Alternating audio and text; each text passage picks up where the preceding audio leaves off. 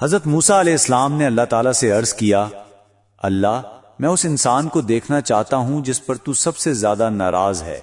اللہ نے فرمایا، ہرے اور سوکھے جنگل میں جاؤ، تمہیں وہاں وہ شخص نظر آئے گا۔ حضرت موسیٰ جب اس جگہ پہنچے تو دیکھا ایک آدمی لکڑیوں کو کاٹ رہا ہے۔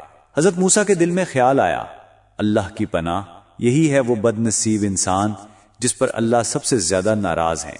اگلے دن حضرت موسیٰ نے پھر عرض کی، اے پروردگار، اب میں اس انسان کو دیکھنا چاہتا ہوں جو تجھے سب سے زیادہ محبوب ہے، مجھے دوبارہ اسی جگہ جانے کا حکم دیا۔ جب حضرت موسیٰ وہاں پہنچے تو دیکھ کر حیران رہ گئے کہ وہی شخص دوبارہ وہاں موجود تھا۔ حضرت موسیٰ نے عرض کی، اے اللہ، پہلے آپ نے فرمایا کہ یہی آپ کا ناراض بندہ ہے، اور اب فرما رہے ہیں کہ یہی آپ کو سب سے زیادہ محبوب ہے۔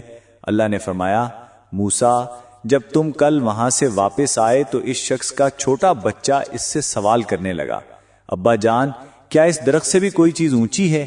اس نے جواب دیا، ہاں بیٹا، میرے گناہ اس درخت سے بھی بڑے ہیں۔ پھر بچے نے پوچھا، ابا، کیا آپ کے گناہوں سے بھی کوئی چیز اونچی ہے؟ یہ سن کر وہ شخص رونے لگا اور کہنے لگا، اللہ کی رحمت میرے گناہوں سے بھی اونچی ہے، بس اس کی بات پر میں نے اس کے سارے گناہ معاف کر دیے۔